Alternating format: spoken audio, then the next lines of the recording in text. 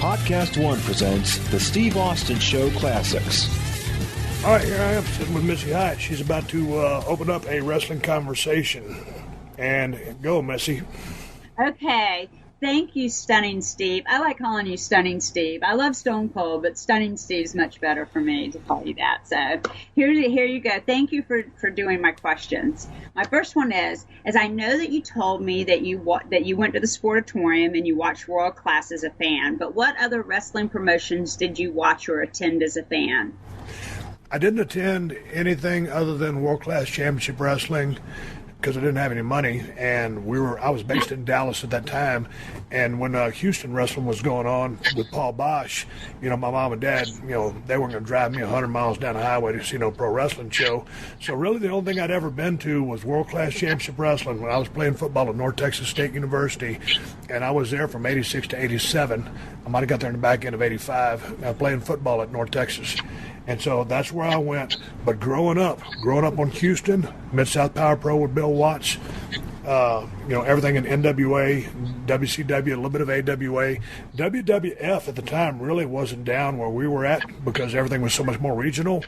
So I was just a huge fan of everything that the Crockett's were doing, the Horseman, Flair, Dusty, that whole troop of people. And I didn't get anything off the, out of California. Well, did you watch the Southwest Wrestling that had Tully Blanchard or the Texas All-Star Wrestling? No. Never. Oh, my gosh. You need to go back and see some of Tully's interviews. Tully Blanchard's interviews were so awesome. I caught Tully when he's going through, with Arn, down there where they formed the Horsemen and all that stuff. But I didn't catch any of the Southwest stuff. And that was interesting because, at first, I guess relations were okay between Dallas and San Antonio, but then everything got all hairy, and they started running opposition of each other. Right, yeah. If you ever get a chance, watch some of the Tully Blanchard stuff. It's really good. Well, I always liked his work in the ring. Yeah, oh yeah. Great worker. Okay, if WCW never hired you in 91, plus with the territories dying out, did you have any other places in mind to work? For example, Skandar Akbar was booking Puerto Rico in 91 or Japan. Man, that's a great question. I was down there in the USWA, and we talked a little bit of money last time we had a conversation, and I was making $15 and $20 a night for about the first year in the business. And then the second time I went back, they shipped me back to Dallas, and I turned heel against Chris Adams. And then when I went back to Tennessee, the USWA territory, I had a $100 a night guarantee. I thought that was pretty good money at the time and didn't know any better. And then word on the street started coming around that Dusty Rhodes wanted me over in WCW, and that Tom Pritchard said I need to call Magnum or call Dusty. And so I got in touch with those people, and they hired me. So that was my next step. If WCW had not hired me, I didn't have plan B. I was living in the moment, day by day. It's great to have a big board or a big plan, but when you're just starting off, you don't know where the crap or wine you watch, so you're just going by, being booked on a weekly basis. Had they have fired me and I didn't know what to do, I would have started calling some people, or maybe, I would have went back and started driving that forklift again that I was driving before I got into business. But to answer your question, I don't know what I would have done. I never did really want to go to Puerto Rico after what happened to Brody. Right. And so I never really thought about that. I've had a few opportunities to go there in the past, but I've always just passed them by, and always wanted to go there because I heard it was such a tough, environment, and the wrestling down there was so real. So that part appealed to me. Crazy fans too. The Puerto Rican fans are crazy. They throw like batteries wrapped in something, and they light them on fire and throw them at you. It's really fun being a heel. Cups of piss, all kinds of stuff. But go back to your question. I don't know. I'm just glad WCW hired me, and quite frankly, when Eric Bischoff came in, I'm glad when he fired me, because had he not fired me, then Paul Lee wouldn't have picked me up, and then I wouldn't have gone to WWE. So I don't know if I got dealt a lucky hand of cards at the time, or it was predestined for me to be Stone Cold Steve Austin. Being in the right place at the right time. That's what I've always thought. Being in the right place at the right time. Yeah, so if they hadn't hired me, I don't know what would happen. Okay. Well, which veterans did you pick their brains in Dallas with other than Skandar Akbar and Bronco Lubitsch? Oh, man, I was so lucky to be able to jump in the back of the car with Bronco and Skandar when we'd go to Louisiana, and I didn't know where anything was there, so all this was new to me. And so, yes, those guys dropped all their 411 on me and were so gracious. And then I would travel down the road with Gorgeous Gary Young. And Gorgeous Gary Young was a hell of a damn worker, and he was a good promo, too. He never got a big-time break, but he was damn solid in the ring. His psychology was outstanding. So Gorgeous Gary Young helped me out a lot. Danny Davis, when we got down here in Tennessee, Superstar Bill Dundee.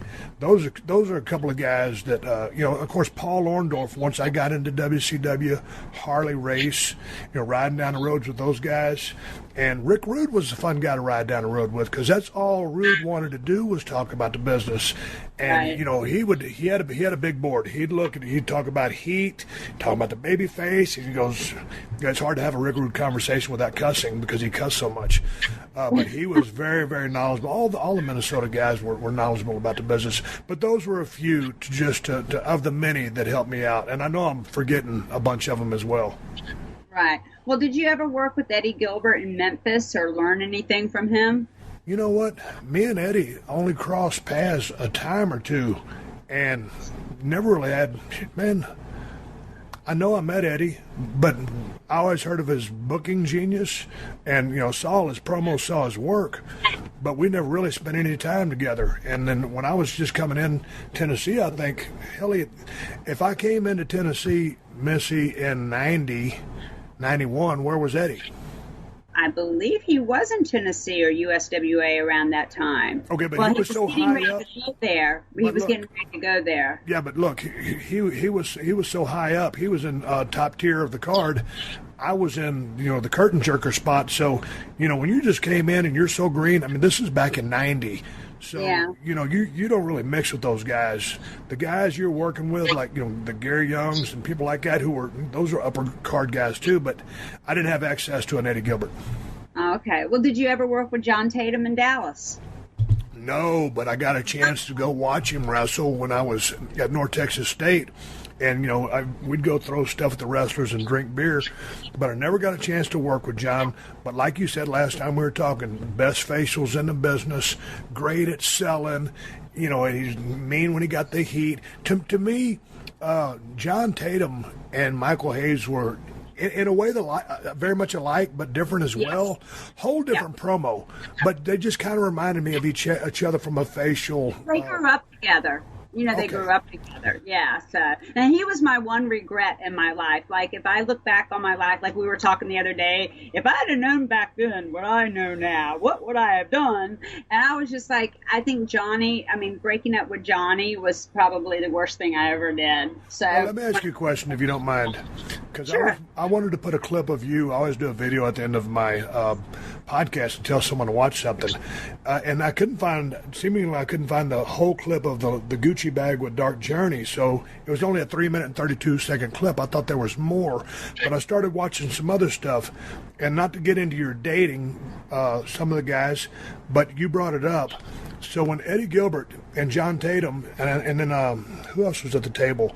Y'all were negotiating something. Jim Ross was interviewing y'all. Oh, Jim Ross, yes. Yeah, it was down in UWF. And so you needed a hairbrush, so John goes to get the hairbrush, but then Eddie already has one for you. Answer to, yeah. So what was going on there? Because were you with John or Eddie at the time? I was with John at the time, but me and Eddie were liking each other. When they put us together, it started us. It's one of those things that just happened. And it just happened, yeah. But I look back on it now, and I was like, and I did John really bad, and I feel, and I feel bad about that, and I'm just, I'm thinking, me and John together were so much better together. Like, I never gelled with anybody other than John Tate. I mean, I managed Eddie, I managed I managed Nasties, I managed the Steiners, whatever. But gelling and being with somebody, I never worked that great. I worked with Johnny the best, and it's just like I could see me and Johnny going other places together. Why? And he was a great guy too. So what happened on the switcheroo? I mean, how did you leave John to go to Eddie and stay in the same territory? That had to be uncomfortable. It was hard. It was really hard because there was so much animosity between the two. They wouldn't even book them. They booked them one time to, you know, against each other, but they couldn't do it. And they kept us both heels. They kept him and Jack Victory as heels and us as heels. So then they said it was just too much heat that they couldn't put them together in the ring because they thought something might happen. And, you know, that's the thing. What a lot of people think, hey, man, there's heat between those two guys as a shoot, so this should be a real good match. That's not the case. If you ain't out there getting along like peanut butter and jelly, the match probably going to be a stinker or average at best. Yep. Oh, yeah. Oh, yeah. Let me digress, and you take it back over with your questions. All right. How is it? Well, you were with John Tatum and Tessa was an act in comparison to you and Jeannie. Weren't you guys there at the same time? How was it being with two, you know, guys, you know, similar guys with the ballets, you know, heels in a small territory? How was that? I was so green and working with Chris Adams, and he was calling all the shots. It was all I could do to stay focused on the task at hand and listen to every single thing he said. He would call the matches in the ring. We rarely set anything up. You know, we knew the finish. Right. But, you know, Chris was, you know, by that time, hell, he was a veteran. Everybody knew Chris was a hell of a worker. Charismatic guy, good looking. He just had some demons. So anyway, to answer your question, I didn't pay attention to anybody. I was so hungry because I just came back from USWA. I wasn't making any money. And when I remember we were getting on the bus, it was a Thursday night. It was a spot show. And in the USWA, when you worked the spot show on Thursday, it was within 100 miles of Nashville. So that's when everybody got into the tour bus that Jerry was leasing from Waylon Jennings. So everybody get on the tour bus and we'd drive down to Dallas. And then we'd work the Sportatorium, drive to Memphis, work Memphis TV, and go back to Nashville and get dropped off wherever your car was for the spot show, and then go back to your hotel, and then go work at Nashville Fairgrounds.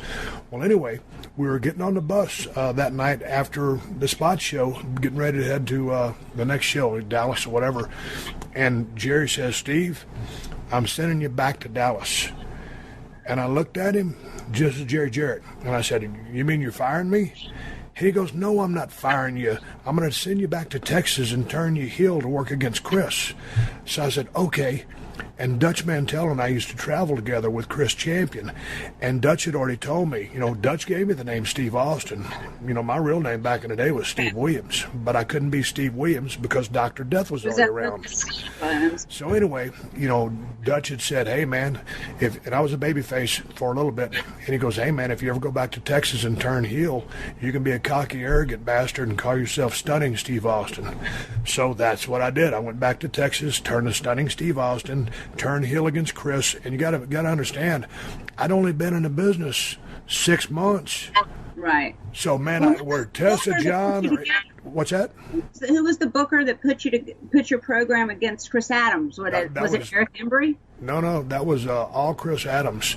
Chris booked all of our stuff, though Eric did have the book. So, and you know, we operated within Eric's guidelines, but Chris booked our stuff. So to answer your question, man, I didn't pay attention to Tessa. She was a really cute girl. I was just trying to do my thing. Right. Well, do you think the program with Chris's ex-wife, current wife at the time, and star pupil put you on the map based on its drawing fans for a dead promotion? Because it was drawing 400, but then you guys got it up to like 1,200. Boy, you didn't mess around. You did your research. You are right. That angle drew money. And I'll say this, and I've said it before, that was a high-profile angle. We were working in the co-main event. We were the semi-main almost every single night. You know, Kerry or Kevin had that number one spot. You know, that's respect. Yeah. So anyway, 1990, I broke in the back end of 1989, and then in 1990 we had that feud, and then based on that feud, Pro Wrestling Illustrated named me Rookie of the Year. Missy, had I never been in that angle, I would have never been noticed. We would have never had that come as you are match where I came as a football player and he came as a judo player. We would have never had the cage match. Me and Percy would have never beat up Chris Von Erich and, you know, get color on him, all that stuff. So, man, in the middle of all that, that, I got to thank Chris Adams. And, I was, again, going back to what you said, I was the right guy at the right place at the right time when I joined Chris Adams' school. And when I was standing in line, I showed up. Missy, I didn't have any fancy clothes or nothing. I was just a college athlete on a scholarship, and I worked summer jobs, for my money to spend during the year. And I had a pair of black Gerbo jeans, I had a pair of black loafers, and a purple Izod shirt, and I had long blonde hair. I was a pretty good-looking kid back then. And when Chris saw me walking at school, his eyes lit up because he figured... making money. Yeah. He was making money, yeah. Based on a look, he thought he had something.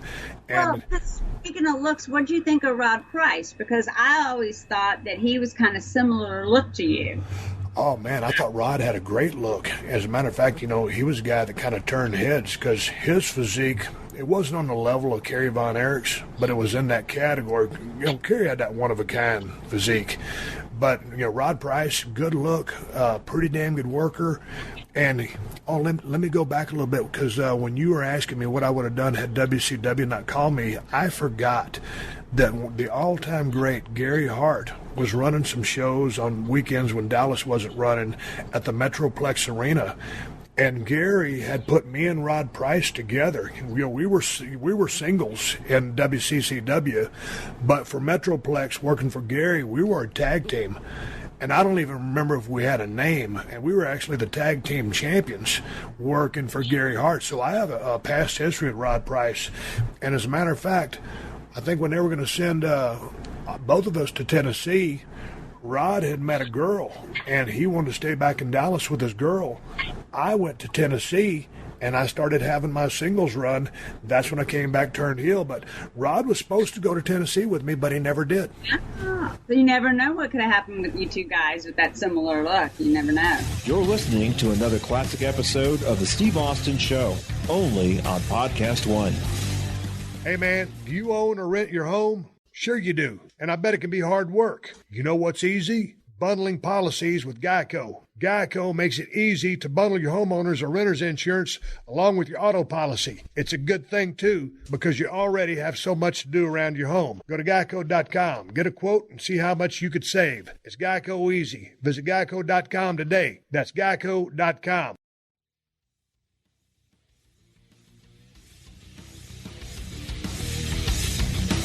All right, coming back from a little break, talking to the one and only Missy Hyatt, one of my favorites of all time. So what were your thoughts on Kevin Von Erich took control of Dallas briefly from Jerry Jarrett in August of 1990? Did the pay increase? Man, I didn't notice anything about the pay increase on a single night in Dallas because, that was Friday night, and we did the television taping on Saturday morning, and I don't even remember. I told you last time, my first match, I got $40 working with Frogman LeBlanc, but believe me, I wasn't getting rich in the wrestling business in my first 2 years in the business. Not a lot of people did. Well, were you around Dallas when Joe Pedicino was going around that he had a Nigerian backer worth millions and was going to open up Global? Did you believe it at the time? No, I didn't know anything about that. At the time, I knew about Joe Pedicino and Bonnie Blackstone, but I think I was down in Tennessee, and then that's when they did open it up, and I know that's how, you told me, whether it was on a phone call or on our last podcast, that you got Buff Mark Bagwell in the business. And that's when they hired Mark, put that mask on him. And, Mark's a good-looking guy. Yep. And that was a great gimmick. But, no, I never was a part of Global and didn't know anything about it. Right. Well, when WCW booked you in the worst scaffold match ever, did they ask you to take a bump off the scaffold, and would you have done it? Here's the thing about that match. Why they booked that match, I have no idea. I don't even remember working a program because it was me and Bobby Eaton versus PN News and Terry Taylor. And Terry Taylor's a hell of a damn hand and a guy that helped me out a whole lot as well. He gave me a lot of advice down the road. And, of course, Bobby Eaton did as well. And you put PN News, his 400-pound self, up on a scaffold, and here's what happened. We couldn't do anything like Night of the Skywalkers with, the Road Warriors and Jim Cornette because what they did was they sent the wrong structure. So here's why that match was a turd.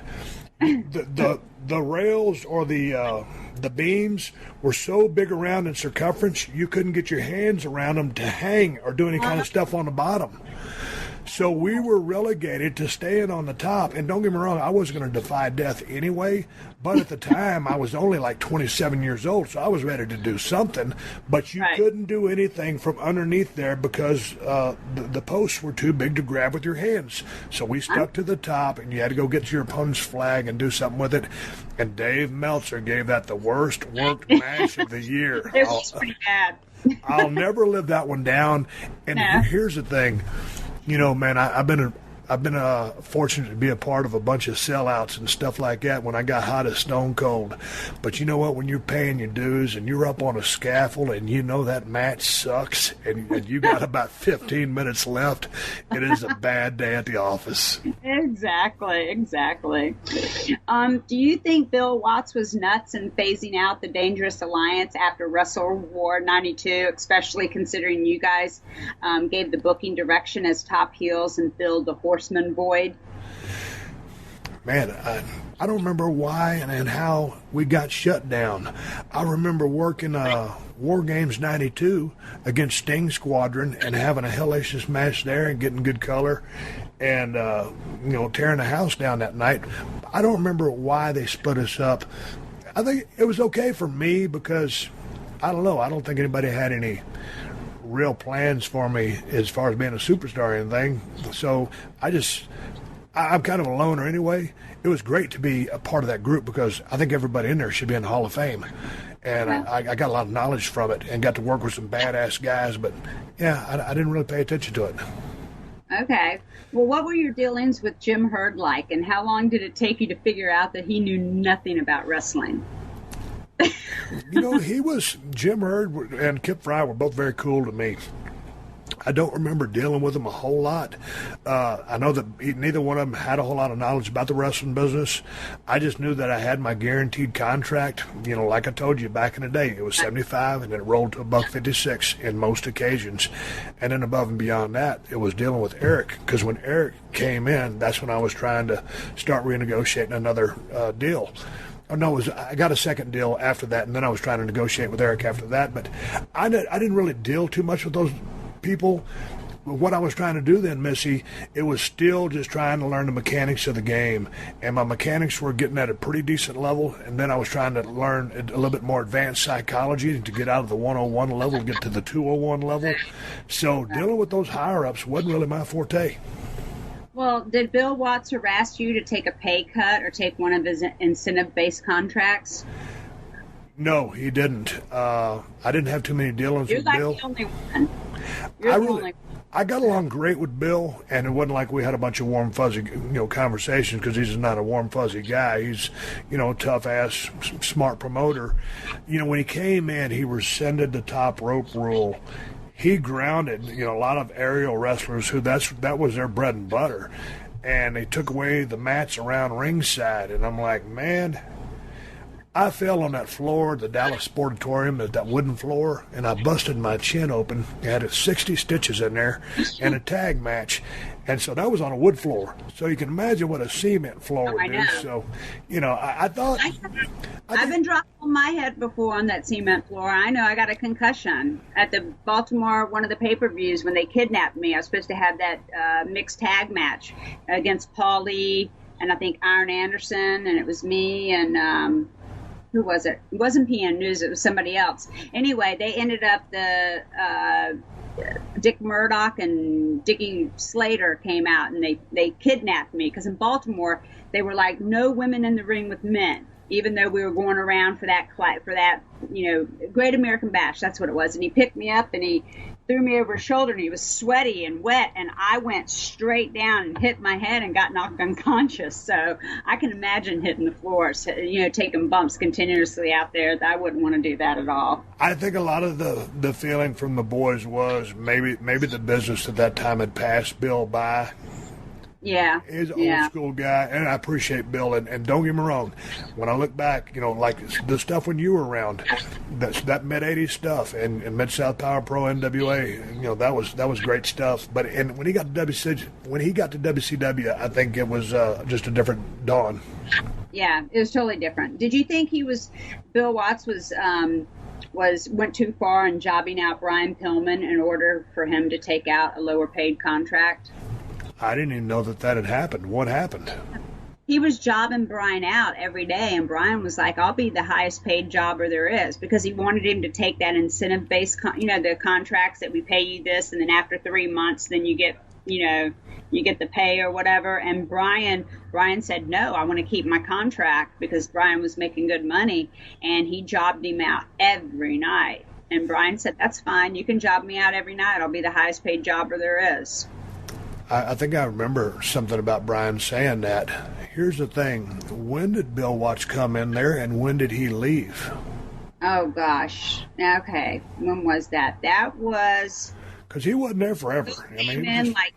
What was it, 93? Was it 93? Like 92, 93? Well, it seems to me. I just remember one year he gave everybody suitcase. They gave him luggage. Did you get the luggage for Christmas? No, I didn't get no luggage for Christmas. Well, me either. If I did, I forgot it. I was the only one that didn't get the. It had WCW on the side. It was like a little tote bag and a hang-up bag. And I was like, I remember I never got it. Well, you know what? Now I don't feel so bad, because you didn't get any luggage. I didn't get any luggage. But yeah, he wasn't there. I mean, I was going to ask you how the morale was, because I told you I didn't ride with any of the guys. I really rode by myself. I either rode with Jason or I rode by myself. But how was the morale? I think everybody was kind of disgruntled. But again, I was still so new in the business, and hell, if it was 93, I think I'm 28, 29. Man, I'm full of piss and vinegar, learning about the business, all about the business, everything that goes with the business, booking the territory in the car, drinking beer on the way to the next town. I mean, I ate, lived, and breathed the business, and it was one of the best times of my life. So for all it matters, I could have been doing jobs every night, but I was happy just being in the ring. Being in the ring, exactly. Do you think WCW was nuts for breaking up you and Brian Pillman so soon? I mean, they had the excuse that it was the low Clash of the Champions ratings against Flair and Anderson. Where did you dig that information up? Because that's really interesting. I didn't want to be a tag team to begin with. We was in Dothan, Alabama at a television taping, and they were just about to start me out as a U.S. champ. And Harley Race, the 8-time world champion, Harley Race was going to be my manager. All of a sudden, Brian Pillman comes up to me, and I didn't really know Brian that much. But I knew him because he was on the roster. And everybody liked Brian. I mean, you can't miss him. He's so loud and over the top and just a great dude. And he goes, hey, kid. He goes, we need to think of a finish. We're a tag team now. And I said, what are you talking about? He goes, yeah, go ask Dusty. So I said, all right, I will go ask Dusty. I go into where Dusty's office is at the Dothan, whatever, Civic Center, whatever it is. I said, hey, Dusty. I said, what's going on? Brian says we're in a tag team. And he goes, yeah, baby, that's what we're going to do for you. He goes, yeah, baby, that's what we're going to do with you. Put you guys in the tag team. I said, hey, I thought I was going to be the U.S. champion. You could put Harley Race with me. He goes, yeah, we're going to save that for another time. So all of a sudden, I'm in a tag team with Brian Pillman. And so for a while, he always had his Bengals trunks on, and I used to have those mismatched trunks that wasn't worth a damn. And they put us together, and we didn't have nothing to match, and we were just, Stunning Steve and Flying Brian. And then Brian came up with the idea that, you know what, Steve, if we're going to be a tag team, every good tag team's got to have a name. He goes, I already got it. The Hollywood Blondes. He goes, it's already been done before, but it doesn't matter. It'll be new. And I said, okay, whatever. I loved it. And you guys would do the little camera thing afterwards and everything. I loved it. I was so pissed that I wasn't managed. I didn't get to manage. I thought for sure it would have been perfect for me to manage you guys, and they didn't get to do it. But I mean, I was supposed to manage Shane Douglas in ECW, and I didn't get Shane Douglas. Paulie promised me Shane, and I ended up with Sandman. That's a whole nother story. But I don't know why they broke us up, because when they broke us up, we started getting over, and we started getting over big time. And then that's when we had everything matching, the black vest, the silver vest, and then they split us up. So to go back to answer that question, I don't know why they did that. We were an interim tag team designed to get people over. All of a sudden, we were getting beat, but then we started getting over. So then we started going over, and they just said, hey, piss on those guys. Let's break them up. Nothing made sense, Missy. And I was really upset at that point in my career. The first time I'd really been kind of professionally upset, because it was a setback. Well, I remember talking to you about that, and I remember out there at your house, when you lived way out there, out 20 or whatever it was. And I remember telling you, when does your contract expire? Mine's coming up. Maybe we can all go to WWE as the Hollywood Blondes, all three of us. When does Brian, I remember talking to you about that. So. And those things, package deals always scare me because, it was a thing, if Brian would get hurt, then, I got to start wrestling as singles, and you're in tag team mode, and you're not going to get a heavy push as a singles because you're considered a tag team guy. And my first year and a half in the business, or 2 years before I got put with Brian, I was a singles wrestler. But once I got into that tag team and we started clicking, that's when, and I already loved tag team wrestling, but I wasn't a good tag team wrestler. When me and Brian clicked, I started learning the facets of teamwork and cheating and manipulating the ref. That opened up a whole nother level for me, and I just fell in love with it. And you could go out there and rock the house, 4 different pieces plus a referee, 5, tear the place down and do half the work because you got a partner. Exactly. That's why using a valet is so good. Anyway, I remember you and Pillman teamed with the Heavenly Bodies against Shane Douglas and Ricky Steamboat in the Rock and Roll Express in 1993. Who had the better babyface psychology in Morton or Steamboat? God dang, I don't even remember that match. But let me say this. When you say the name Ricky Steamboat, you're talking about one of the most classic, iconic, white meat baby faces who can fill in all the gaps. Great fire, workmanship, salesmanship. I mean, the whole ball of wax. And plus, he was a good-looking guy. Do you know I just saw him not that long ago, right before I retired. I worked in Charlotte, and I got a picture with him. I put my arm around him. He's solid as a rock. Yep. I mean, he is still, at his age. And I was just like, oh my gosh. I mean, this guy is in phenomenal shape. Well, and go back to the other guys. You said Shane Douglas, right? Yep. Shane Douglas. Oh, see, there was a time, a little bit where every now and then Steamboat would go into a little bit oversell mode. And so then sometimes me and Brian preferred to get the heat on Shane Douglas. And Shane was a magnificent babyface. He could sell his ass off. White meat as hell, just like Steamboat. Good looking, good drop kick, very mechanical. And I always loved Shane's work in the ring, but I always thought his promo was a heel. Which I think it really shined when he went to ECW. Those promos he was dropping in ECW were incredible, but his work was better as a babyface. Promo better as a heel, work better as a babyface. That guy was fun to work with.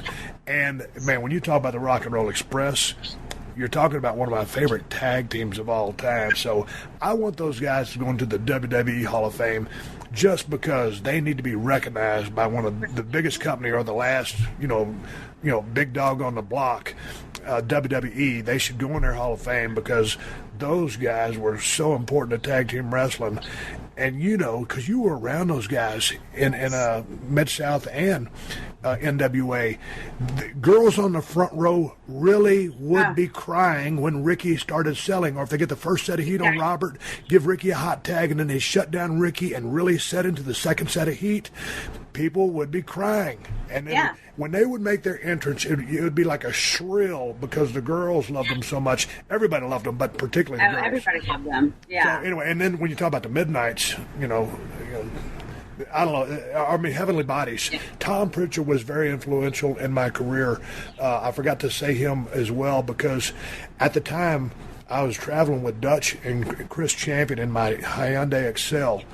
And then finally, Dutch was doing something with the booking, so we were no longer riding together. And Tom Pritchard was driving Dirty White Boy, Tony Anthony's. It was like a Toyota Corolla or something. White Boy was over there in Japan, so Tom Pritchard was traveling in his car. So I was doing my thing, and we were living at the same hotel, the Congress Inn. So Dirty White Boy's car breaks down, so Tom needs a ride. And he goes, hey, you might want to jump in with you. And me and Tom was like in a different planet, right? And we didn't hang around together. He did his thing, I did mine. And we'd go to the gym every morning, and going to Memphis on a Monday night from Nashville is 205 miles. and not a word was said either way.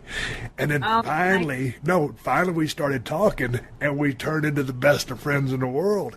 And Tom was the first guy to ride down the road. This is when Brian Lee jumped in with us. Primetime Brian Lee jumped in with us, and we were riding down to Louisville one day. I think it was Louisville. And Tom says, I was Stunning Steve at the time. I'd already done that heel run. And Tom says, hey, Steve, let me ask you a question. He goes, what's so stunning about Stunning Steve? And I was like, well, I don't know. And he goes, well, you should. And he goes, hey, Brian. He goes, what's so prime time about Brian Lee? You know, what he was getting at was, what's the gimmick? What are you all about? Like if someone says, hey, what's so stone cold about Steve Austin? I can tell you what's so stone cold about Steve Austin. I don't care. I'm going to whip your ass. Don't piss me off. Don't try to box me in. Don't tell me what to do. That's the gimmick. Tom was the first guy to make my eyes open up to, hey, there's a different level here. You don't just be a mechanic. You're a personality. And that's why people care about you, whether they love you or they hate you. That's the part they buy into. I got to thank Tom Pritchard for that. Oh, awesome. Awesome. You're listening to another classic episode of The Steve Austin Show, only on PodcastOne. Support for this podcast comes from Pluto TV. Need an escape? Drop into Pluto TV for a world of free TV. Stream hundreds of channels and thousands of movies and shows all for free. Yeah, free. No subscriptions, no fees. Imagine 24/7 channels of Narcos, CSI, Star Trek, Survivor, and everything else from hit movies to binge-worthy TV shows, the latest news, live sports, comedy, and more. What are you waiting for? Download the free Pluto TV app for Android, iPhone, Roku, and Fire TV and start streaming now. Pluto TV. Drop in, watch free.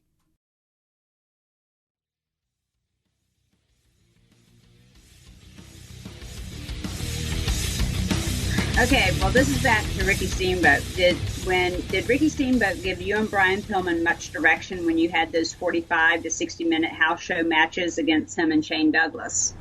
No, man, Ricky was so cool. He let us call it all. And, you know, yeah.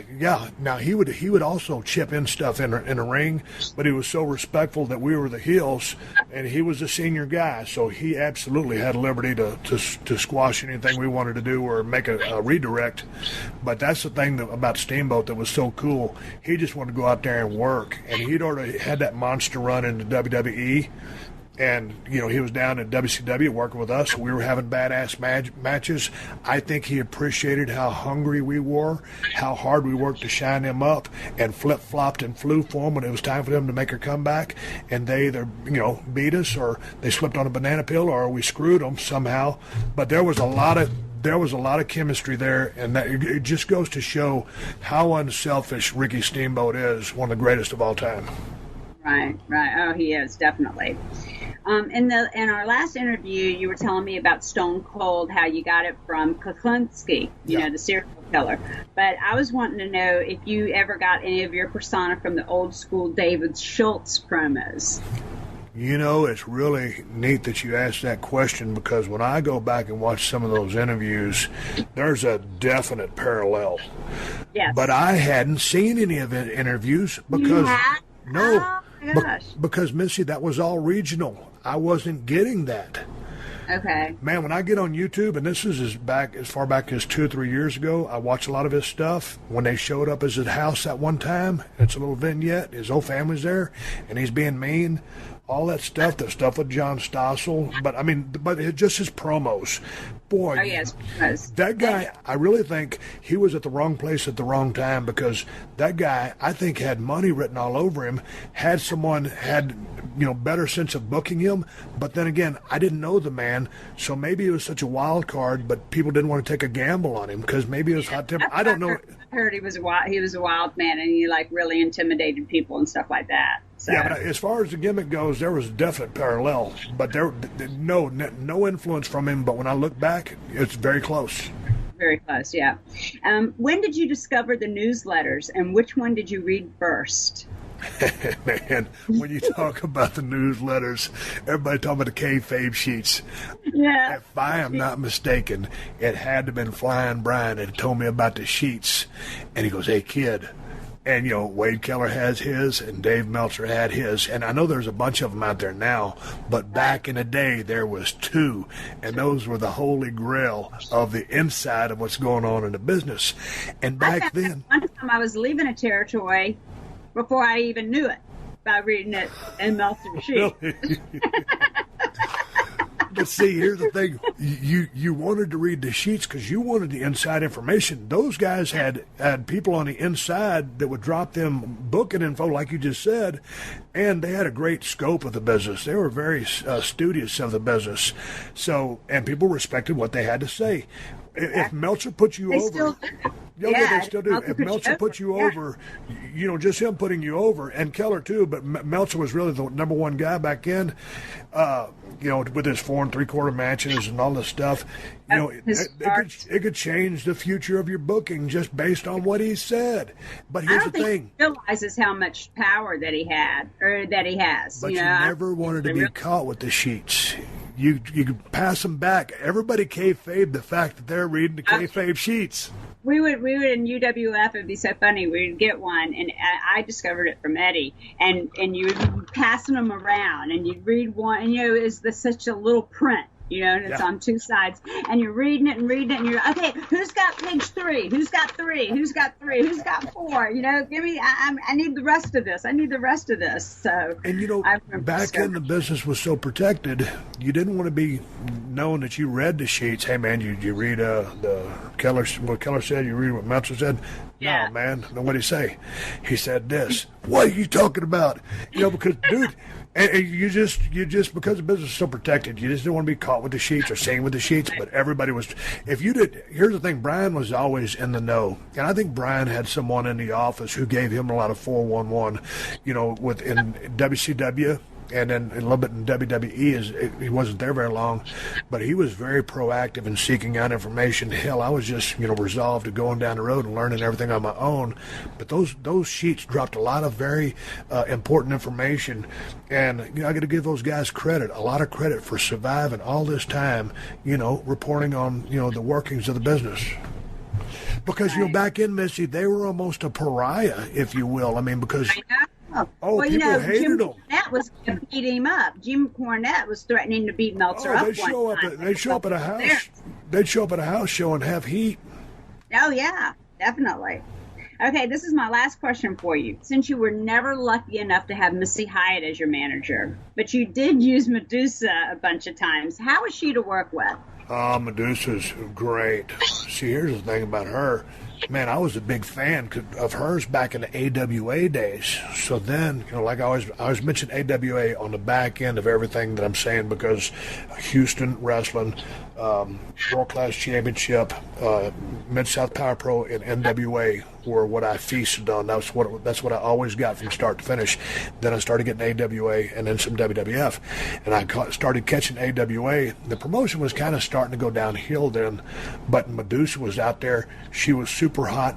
She was super talented. She could go. It was real interesting because when she came to WCW, I mean, she had all the respects of the boys because she used to go over and have those badass matches with Bull Nakano. Yeah. So everybody respected Deuce. And on top of that, she was beautiful to begin with. So I enjoyed working with her.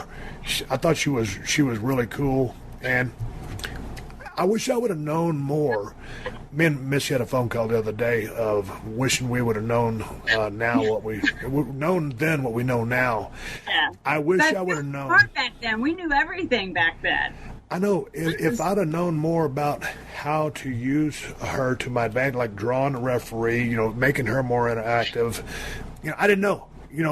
When you're 5 years in the business, 4 or 5 years in the business, it's great to go out there with an attractive valet, but you've got to be able to work with them, use them, and manipulate things, and you take the heat or wherever the heat needs to go. But it's just give them the heat, and you can. Yeah, I mean, that's what is so great with John. Me and John worked together so well. It was just so easy working with him. That was the first person I worked with, and the only person that I ever really worked well with was Johnny. And it's a shame that it didn't last as long long as it did, because I think guys with the valet or even a guy manager, there's so much you can do, because you got the referee there, you got the other, there's just so much you can do with the fans to make them go crazy. Yeah, so sometimes when I look back at a lot of the things that I did, now that I have the knowledge I have, man, I haven't wrestled since 2003, but I basically am still in the business because I still watch it, I still study it at different levels. So, and when I go back and watch a lot of the stuff that I did, I'll shrug my shoulders and say, man, that was garbage. It was average at best. Are you bad at looking at your old stuff and thinking the same thing? Yeah. Oh my gosh. When I look at the WWE stuff that I did, I'm like, oh my gosh, my Southern accent. I was so horrible. I was so bad. I was so green. I had not even been in wrestling 2 years, and I got called up there, and I was just like, I had no clue what I was doing. Didn't hand the microphone, ask a question and didn't give them the microphone. I look at some of my stuff, and then some of my Memphis stuff, I cringe. It's like nails on a chalkboard to me. My talking, I cringe at it. Okay, if you could go back and say, okay, Missy Hyatt's going to get in the business, and let's just say it's the same time period. So you step into business at the same time period you did, roughly 85-ish? Yep, 85 is when I started. So you step in at 85, but now you have all your smarts. So what would you have done differently now that you know what you do at the start of your career? I would have stayed with Johnny, and I always think that when all the talent left World Class and went to UWF, and then they started going really downhill after that, and they gave me my break and they did everything for me, I think I would have stayed in World Class a little bit longer. And everybody that I've told that to, they're always like, yeah, and then you would have been making, $10 a night, and you wouldn't have been doing anything, you wouldn't have been anywhere. But I think more of my loyalty to the Von Erichs would have made me stay there longer. But I don't think I would have broken me and Johnny up. But what about with respect to just the workings of the business? Because I spent a long time, a year in Dallas, year and a half in Tennessee, and then WCW. I didn't get a whole lot of mic time, but now knowing what I know now, if I could go back to 89 and start again, I would have. And I was 24 when I started, almost a late start for a lot of people. Yeah. I would have focused way more on my promo. I would have learned how to talk, to express myself, not so much with necessarily making every promo about rocket science. How you deliver your message. You're trying to emote or elicit an emotional response from these people while you give them information. Right. Put salt and pepper on your words. I would have understood more about the character development that I'm trying to get people to buy into or to repel against substance or reason. The Stone Cold gimmick.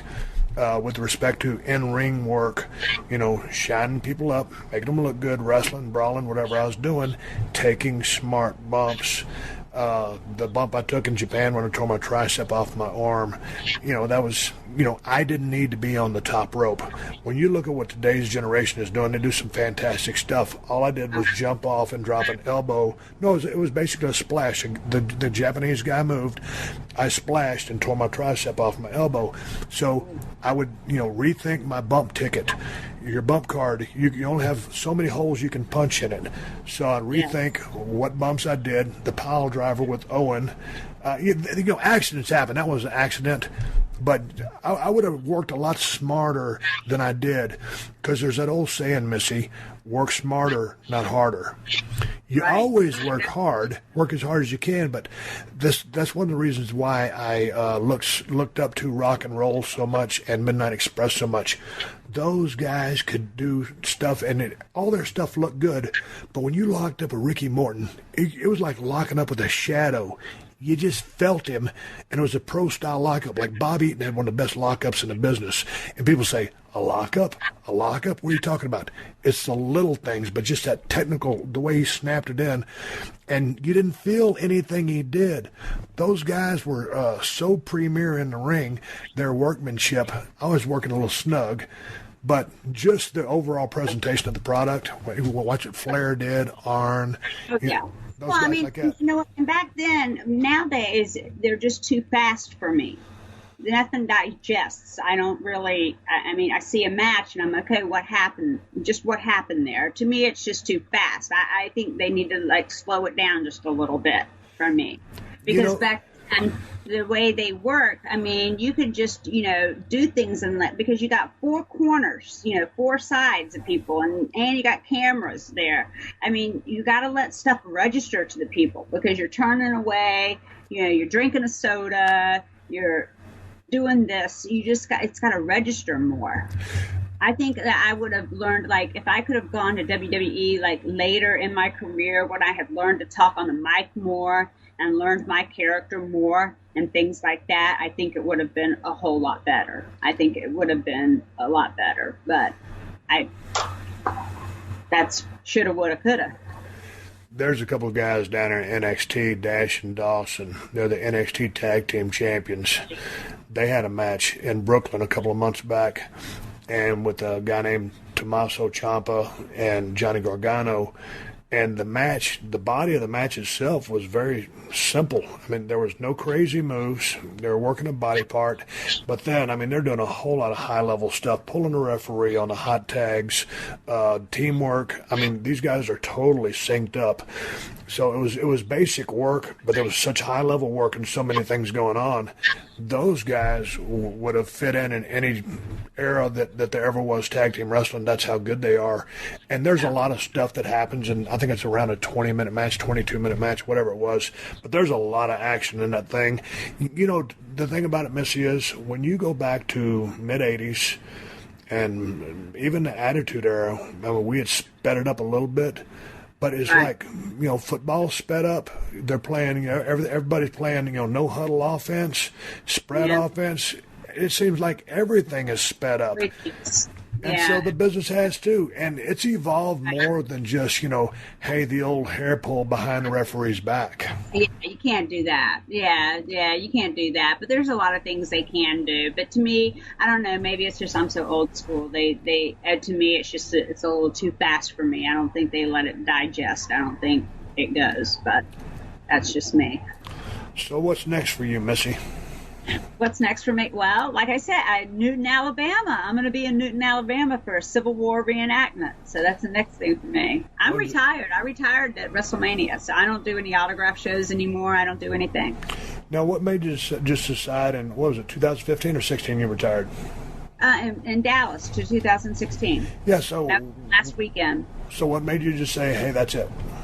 Well, because, you know, I have a real job, and going away on the weekends to go do shows, it was fun and I still enjoyed it, but being by myself doing it is not that much fun, traveling by myself. And plus, living in Tallahassee, I kept getting stuck at the airports because there's only so many flights into Tallahassee, and just, you know, I've slept in Charlotte Airport and Atlanta Airport and being stuck and can't get a flight in and things like that. And it's just, you know, my whole weekend. If I take a weekend off from work, I would really like to go and do a reenactment, a World War II or Civil War reenactment. That's my hobby, so I'd rather go and do that than go do the wrestling thing. Okay, a lot of guys have a hard time getting away from the business. So how hard was it for you? I mean, it's been a long time. I'm still active. I still watch it. I'm still a fan of it, and I still Twitter, you know. So. Yeah, but you walked away from it. You retired. Yeah, but I still Twitter about it and everything. So I know, but you're not doing any appearances. You are not doing the business anymore. Because at some point you got to go on with another life. Yeah. I mean, it was time. I mean, and it's like I started my career in Dallas, and I thought I'd end it in Dallas. Okay, so then when you first started, okay, and when I first started in 89, 90, hell, I didn't know what was going to happen. I didn't think I'd be doing it for that many years. I never had any clue. It was just, to me, it was a fluke, and it was just an accident and an opportunity, and I had no idea I would have done it for as long as I did it. All right, you asked me what I would have done if WCW hadn't hired me, and I didn't really know the answer because I didn't have Plan B. Okay, if you'd have never gotten a wrestling business, do you have any idea what you could have, would have, should have did? I would have, I guess, stayed with Johnny and had babies. His mom. Yeah, been a mom. Because that's the one thing I didn't get to do. I missed out on, so. Are you upset about that decision? No, because, before I moved to Florida, I went to the 10-week course and I was going to adopt. I was thinking about adopting. And I was adopted at birth. So adopting to me is no big deal. So is there still time in your life to adopt? Or are you just going to keep going down the road? I just, I live with my mom and she just turned 90 years old. So it's not the right time right now. But I think after she passes and everything, I think it'll be the right time. As long as I can dress them up in little costumes and they can go to reenactments with me, I'll be happy. All right, Missy. Takes her daughter with her, so that's okay. To delve into just a little bit of a personal issue, you got a little twisted up on some alcohol. Oh, yeah. And pills. All right. How bad was that? Because I hear nightmare stories. You know what? It was pretty bad. I thought I was going to die. I really did. I thought I was going to die. How bad did you get? Oh, I got really bad. I mean, to the point that I, blacked out, didn't even know where, woke up, didn't know what day it was, didn't know what year it was, didn't even know what month it was. What were you drinking? Oh, scotch. Scotch? Yeah, scotch. What kind of pills were you taking? Oh my gosh, I was taking everything and anything. Somas, Xanax, Percocet, what else? Anything, anything I could get a script for. I would take it, and I'd take it to excess. If it said take one pill every 4 hours, I'm like, oh, I'll take 4 pills every 1 hour. Okay. I had no conception of that, and I don't know if I was trying to hurt myself because I was feeling bad about myself. My self-esteem was really low at the time, but I kicked myself out of it. My best friend kicked me out of it, and she had a big talking with me and kicked me out of it, and I stopped. Why did you start taking pain pills and stuff like that? Were you in pain, or they were just floating around? So I said, hey, I'll try those. They were I was in pain. I had a couple car accidents, and I was in pain, so I would get them. But, I, get them from people. If you know the right people, you can get whatever you want. If you want Cuban cigars, I can get you Cuban cigars even before they were, if you got the right connections, you can get whatever you need. But how long did it take you to get clean and healthy? It probably took me, I would say, a few months. I mean, I just quit. I mean, I went to the doctor and told him, hey, I've got a problem. I need to quit. I need your help. What can I do? What can you do for me? And he helped me. Are you good now? I'm great now. I've been since 2005. Do you drink at all? Can you have a social drink? I can if I want to, and I just don't. I have I do wine demos too sometimes part time, and I got a bunch of wine, champagne in the cabinet, and I usually keep it and give it as gifts. If you're going over to somebody's house for dinner or something, bring a bottle of wine or a bottle of champagne or something like that. I'd give it away, but I don't drink. But if I go out, if I want to have one, I can have one, and I don't think it's going to make me go back and start, drinking a fifth of Dewar's a day. I don't think that'll happen. Is that what you're drinking, a fifth? I don't even remember. But, I mean, I'd have Dewar's, and then I'd also keep Stoli in the freezer, because Stoli cold is really good. I know. I should keep mine in the freezer as well. Oh, did you? Yeah, well, I mean, I got so bad. As far as like having a drink, I was just like, I turned to a drink snob. I'd keep Crown Royal or my Grey Goose vodka in the damn freezer, and then I keep my glasses in the freezer. My rocks are in the freezer. So, if you go to a regular bar, they're going to grab a room temperature glass. Just grab some of those gimmick ice cubes out of the Mega Maker thing, the bulk maker, and then the bottle of vodka or Crown Royal or whatever it is room temperature, and they pour in the Coke from the machine. It's like, man, that's the worst drink I've ever had. I got all my stuff scientifically cold. So if I'm drinking, I get the same thing with my margarita mix down there at the ranch or whatever. If I'm going to do it, I'm going to do it right. So I kind of spoil myself. Oh, yeah, and I love my margaritas. I can make some great margaritas with a little bit of Grand Marnier. But just a little, because if you put too much, it gets too tart, and they give you... Yeah, you can't. You just have to that little shot of Grand Marnier and make that margarita. Yeah, I could still... I mean, if I went on a trip and, let's say, went to the islands or something like that, there wouldn't be any reason why I wouldn't have a Bacardi or a foo-foo drink or anything like that. I would enjoy that. Well, good. You can have one and then you're cool. Yeah, I'm cool. I don't need to get blacked out. No, that's bad. That's not a good thing. I'm glad you or your friend intervened and you got some help and everything's good. Yeah, me too. Because I'm still here. Because I probably wouldn't be here. So I'm here. On Twitter, she's at Missy Hyatt. I'm at Steve Austin BSR. I'm going to come back and close the show. Thanks, Missy. Thank you. Thank you for joining us for another classic episode of The Steve Austin Show. Please leave a rating and review on Apple Podcasts and tell your friends. For more Steve Austin Show, go to PodcastOne.com. That's PodcastOne.com.